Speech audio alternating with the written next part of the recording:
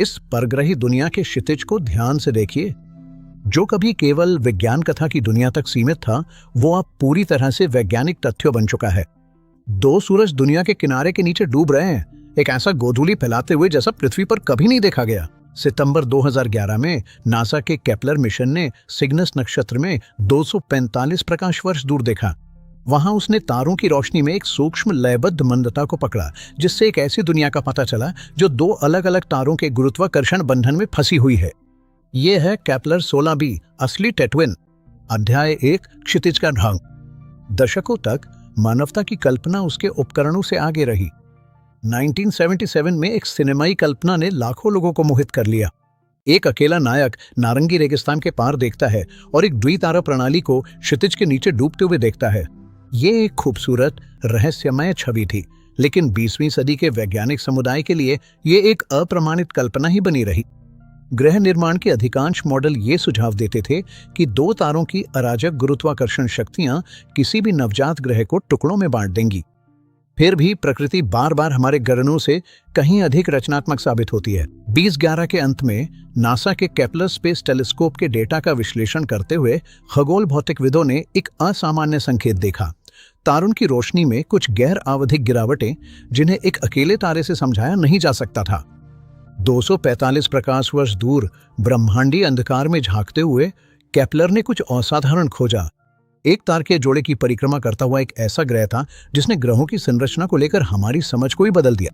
आधिकारिक रूप से केपलर 16b नामित ये एक परिक्रामी द्वितारा ग्रह की पहली स्पष्ट पुष्टि थी। एक ऐसा संसार जो सचमुच दो सूर्यों को अपना कहता है। दूसरा अंक, एक द्वितारा प्रणाली की बनावट। केपलर 16b की यांत्रिकी को समझने के लिए हमें अपने परिचित सौर मंडल की अवधारणा को तोड़ना होगा।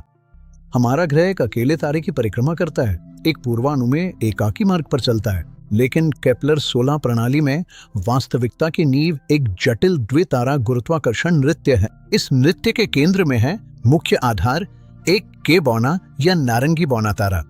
यह हमारे सूर्य से थोड़ा छोटा और ठंडा है, जिसमें लगभग 69% सौर द्रव्यमान है। ये एक स्थिर दीर्घकालिक चमक के साथ जलता है, अपनी गुरुत्वाकर्षण उपस्थिति से प्रणाली को स्थिर करता है। इस नारंगी बौने के साथ एक मजबूत आलिंगन में बंधा हुआ इसका साथी, एक एम बौना या लाल बौना तारा। ये छोटा साथी हमारे सूर्य के द्रव्यमान का केवल 20% ही रखता है। ये और भी ठंडा, फीका और काफी छोटा है, फिर भी इसका गुरुत्वाकर्षण प्रभाव गहरा है। ये दोनों तारकीय पिंड स्थिर नहीं रहते, वे एक साझा द्रव्यमान केंद्र बैरी सेंटर की परिक्रमा करते हैं हर 41 दिनों में एक बार। पृथ्वी से हमारे दृष्टिकोण से वे एक ग्रहणशील द्वितारा प्रणाली बनाते हैं। वे समय समय पर एक दूसरे के ठीक सामने से गुजरते हैं, जिससे प्रणाली की कुल प्रकाश प्रोफाइल एक जटिल लयबद्ध चक्र में मन और परिवर्तित होती रहती है, जो आसपास की जगह की दिन की रोशनी को लगातार पुनः समायोजित करती है। अधिनियम 3, वो दुनिया जो वहां नहीं होनी चाहिए थी। इसी बदलते अस्थिर तारकीय केंद्र के चारों ओर केपलर 16b ने अपना घर बनाया है। ये ग्रह किसी एक तारे की परिक्रमा नहीं करता, ये दोनों सूर्यों को एक साथ समेटते हुए एक विशाल वृत्त में चक्कर लगाता है। केपलर 16b हर 228.8 पृथ्वी दिनों में एक पूरा चक्कर लगाता है और औसतन 0.704 खगोलीय इकाइयों की कक्षा दूरी बनाए रखता है। ये दूरी हमारे अपने सौरमंडल में शुक्र की दूरी से चौंकाने वाली तरह से मिलती जुलती है। लेकिन क्योंकि इसके मूल तारे हमारे सूर्य की तुलना में सामूहिक रूप से कम चमकीले हैं, केपलर 16b उनकी रहने योग्य सीमा से बहुत बाहर स्थित है और गहरे ठंडे क्षेत्र में स्थित है। इस दुनिया का केवल अस्तित्व ही एक सुंदर वैज्ञानिक विरोधाभास प्रस्तुत करता है। लंबे समय से चली आ रही ग्रह प्रवासन सिद्धांतों के अनुसार एक ग्रहणशील द्वितीयक जोड़ी द्वारा उत्पन्न गुरुत्वाकर्षण अशांति ग्रह निर्माण को बाधित कर देनी चाहिए थी।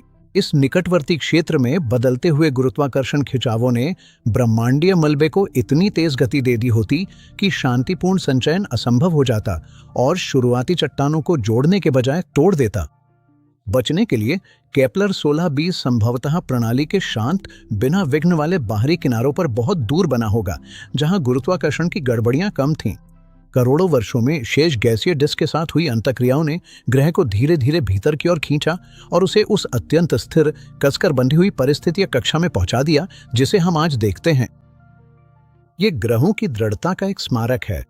अधिनियम 4, दोहरी छाया का विरोधाभास। अगर हम केपलर 16b पर यात्रा करने जाएं और वहां की जमीन पर चलने की उम्मीद करें तो हमें वहां खड़े होने के लिए कुछ भी नहीं मिलेगा। ये दुनिया एक गैस दानव है जिसमें बृहस्पति के द्रव्यमान का लगभग 33% और उसके त्रिज्या का 75% है।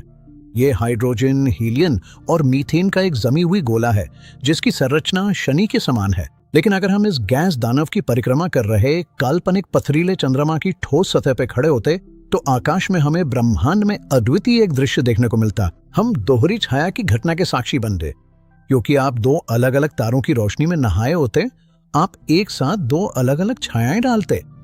मुख्य के बौना तारा 4450 केल्विन पर जलता है और हमारे सूर्य की चमक का 14% प्रदान करता है। ये एक तेज, गहरी और प्रमुख छाया डालता है। मुख्य के बौना तारा 4450 केल्विन पर जलता है और हमारे सूर्य की चमक का 14% प्रदान करता है। ये एक तेज, गहरी और प्रमुख छाया डालता है। वहीं साथ ही एम बौना तारा कहीं अधिक ठंडा है, जिसकी चमक 3311 केल्विन है और ये हमारे सूर्य की रोशनी का केवल 0.5% ही उत्सर्जित करता है। इसकी छाया एक हल्की, मुलायम परछाई है जो अपने मूल तारे की रहस्यमयी लाल नारंगी आभा से पूरी तरह रंगी हुई और हल्के से रंगीन है।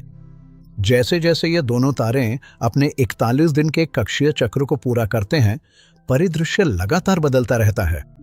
दोहरी छायाएं अलग अलग हो जाती हैं, मैदानों पर फैल जाती हैं, एक गहरे अंधकार में शून्य में मिल जाती हैं और फिर से अलग हो जाती हैं। तीनों रात अपने एकल अर्थ खो देते हैं। आसमान कभी दोनों सूर्यों की तेज रोशनी, कभी केवल बौने तारे की मध्यम लाल चमक और कभी दोनों के ग्रहण की पूरी अंधकार में बदलता रहता है। अधिनियम 5 ब्रह्मांडीय सिम्फनी। केपलर 16 भी केवल एक खगोलीय जिज्ञासा या सिनेमाई श्रद्धांजलि भर नहीं है, ये हमारे शुरुआती दृष्टिकोणों की सीमाओं की गहरी याद दिलाता है।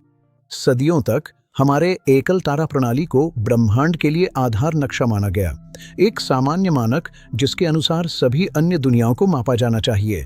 लेकिन केपलर 16b ने उस धारणा को तोड़ दिया। इसके ऐतिहासिक खोज के बाद से टेस जैसी उन्नत अंतरिक्ष मिशनों ने इन सर्कमबाइनरी प्रणालियों की एक बड़ी संख्या का पता लगाया है, जिनमें TOI 1338b जैसी दुनिया भी शामिल हैं। अब हम समझते हैं कि द्वितारा प्रणालियां हमारी आकाशगंगा की लगभग आधी तार की आबादी का निर्माण करती हैं। हमारा अकेला सूरज और एकल छाया है शायद अपवाद हैं, नियम नहीं। ब्रह्मांड अकेले तारों का कठोर विस्तार नहीं है, बल्कि ये एक विशाल आपस में जुड़ा हुआ सीमांत है, जहां ऐसी दुनियाएं हैं जिनके आकाश में दो दिल धड़कते हैं और छायाएं दोहरे ब्रह्मांडीय धुन पर नृत्य करती हैं।